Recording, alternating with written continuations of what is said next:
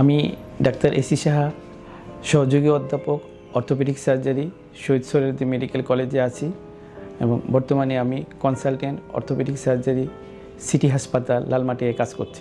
আমি আজকে হাঁটুর লিগামেন্ট ইনজুরি নিয়ে কিছু কথা বলবো। অনেক পেশেন্ট আমাকে ফোনে এবং সামনাসামনিও লিগামেন্ট ইনজুরি সম্পর্কে জানতে চায়।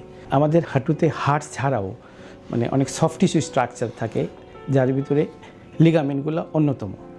এই লিগামেন্টগুলো মেনলি হাঁটুর স্টেবিলিটি মেনটেন করে।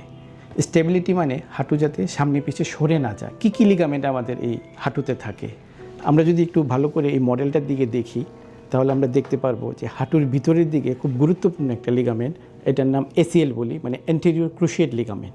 এটা হাঁটুর সামনে থাকে। ঠিক হাঁটুর পিছনে আরেকটা লিগামেন্ট থাকে, এটাকে আমরা বলি পিসিএল, পোস্টেরিয়র ক্রুশিয়েট লিগামেন্ট। এবং হাঁটুর ভিতরের দিকের সাইডে একটা লিগামেন্ট থাকে, এটাকে আমরা বলি মিডিয়াল কোল্যাটারাল লিগামেন্ট বা এমসিএল। আর হাঁটুর বাইরের দিকে আরেকটা লিগামেন্ট থাকে, যাকে আমরা বলি এলসিএল বা ল্যাটারাল কোল্যাটারাল লিগামেন্ট।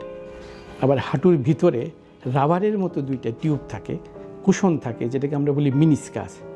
ভিতরের দিকের মিনিসকাসটাকে বলা হয় মিডিয়াল মিনিসকাস, আর বাইরের দিকের রাবারের মতো টিউব বা মিনিসকাসটাকে বলা হয় ল্যাটারাল মিনিসকাস। এই মিনিসকাসগুলা বডির কুশন হিসাবে কাজ করে, যাতে থাই বোন এবং লেগ বোন একটা আরেকটার সাথে ঘষা না খায়, যার ফলে যে কার্টিলেজগুলো আছে এই কার্টিলেজগুলো ক্ষয় কম হয়। এখন এসিএল যে ইনজুরি, এটা আমাদের বাংলাদেশে একটা কমন ইনজুরি।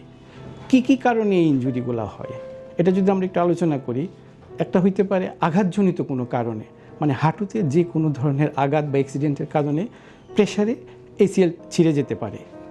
আরেকটা হয় আঘাত ছাড়া বা ইনডাইরেক্ট ইনজুরি, যেটা বিভিন্ন খেলাধুলার সময় হয়, যেমন ক্রিকেট খেলা, ফুটবল খেলা, ভলিবল খেলা, বাস্কেটবল খেলা।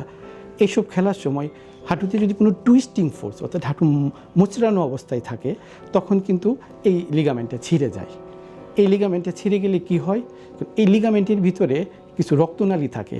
তা হাঁটুর এই লিগামেন্ট যদি ছিঁড়ে যায়, এই রক্তনালীগুলো ছিঁড়ে যাওয়ার ফলে সাথে সাথে এখানে হাঁটু ফুলে যায় এবং ব্যথা হয়, রুগী ওই পায়ে ভর দিয়ে হাঁটতে পারে না। আর রুগী হাঁটার সময় সিঁড়িতে উঠতে নামতে কষ্ট হবে। এখন এই লিগামেন্ট ইনজুরি আমরা ডায়াগনোসিস করব কি করে? এই লিগামেন্ট ইনজুরি ডায়াগনোসিস করার একটা হচ্ছে ক্লিনিক্যালি ডাক্তার রোগীর হাঁটু পরীক্ষা করে বুঝতে পারে। এই জন্য আমাদের কয়েকটা টেস্ট আছে, বিভিন্ন টেস্ট, অ্যান্টেরিয়র ড্রয়ার টেস্ট বা লেগম্যান টেস্ট। এই সমস্ত টেস্ট করে আমরা ডাক্তাররা আইডেন্টিফাই করতে পারি যে লিগামেন্ট ইনজুরি হয়েছে। আর এছাড়া ইমেজিং একটা টেকনিক, যে ইমেজিং আমরা এমআরআই অফ দ্য নি জয়েন্ট বলি, হাঁটুর একটা এমআরআই ম্যাগনেটিক রেজোনেন্স ইমেজিং। এতে এই লিগামেন্টগুলো পরিষ্কারভাবে ছবি আকারে এমআরআই ফিল্মে আসে এবং তখন আমরা এই ইনজুরি দেখে আমরা বলতে পারি যে এই ইনজুরিটা কীরকম। ইনজুরি ডায়াগনোসিস করার পরে লিগামেন্ট ইনজুরি দুই রকম হতে পারে। একটা হলো ইনকমপ্লিট বা পার্শিয়াল ইনজুরি, একটা লিগামেন্ট আংশিকভাবে ছিঁড়ছে, পুরাটা ছিঁড়ে নাই, এটাকে আমরা বলি ইনকমপ্লিট ইনজুরি। আর আরেকবার এসিএল যদি পুরোপুরি 100% সমস্ত ফাইবার ছিঁড়ে যায় বা বাইসেকশন হয়ে যায়, এটাকে আমরা বলি কমপ্লিট ইনজুরি। এই জন্য ট্রিটমেন্ট প্যাটার্ন, কী চিকিৎসা নেওয়া যেতে পারে? এবং ইনকমপ্লিট ইনজুরির ক্ষেত্রে কনজারভেটিভ ট্রিটমেন্ট রেস্ট, কিছু ওষুধ, ফিজিওথেরাপি, ব্যায়াম করে সাধারণত রোগী ভালো হয়ে যায়। এটা 3 থেকে 6 সপ্তাহ সময় লাগে বা একটু বেশি সময় লাগতে পারে।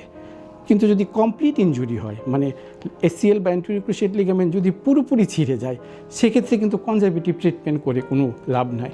সেক্ষেত্রে অপারেশন করা লাগে এবং এই অপারেশনটা আমরা একটা যন্ত্র বা আর্থ্রোস্কোপি মেশিন বলি, এই মেশিনের সাহায্যে আমরা করি। এই মেশিন খুব সহজভাবে হাঁটু না কেটে হাঁটুর ভিতরে 2টা বা 3টা ফোঁটা করে, ছিদ্র করে, খুব ছোটো 2 মিলিমিটার টু 3 মিলিমিটার ছিদ্র করে আমরা মেশিনের সাহায্যে ক্যামেরা ঢুকে এই লিগামেন্টগুলো রিকনস্ট্রাকশন করি। এবং রিকনস্ট্রাকশন করার জন্য আমাদের পায়ের একটা রগ নিতে হয়, এই রগ বা টেন্ডন বলি আর কি। এই টেন্ডন নিয়ে এসিএলটা আমরা রিপ্লেস করি, ভিতরে আমরা এন্ডোবাটন এবং স্ক্রু দিয়ে ফিক্স করে দিই।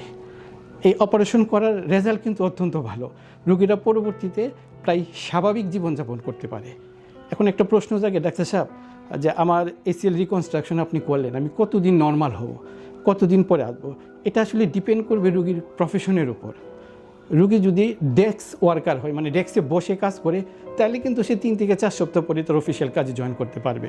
কিন্তু যারা ফুটবলার, ভলিবল, ক্রিকেট খেলে, মানে ধরেন অ্যাক্টিভিটি বেশি, তাদের ক্ষেত্রে কিন্তু আমাদের মিনিমাম 9 মাস সময় একটু লাগে। আর যারা অফিসিয়াল কাজ করে, ফুটবলার না, তাদের ক্ষেত্রে অল্প সময় 3 থেকে 6 মাসের ভিতরে তারা আবার তাদের কাজে ফিরে যেতে পারে।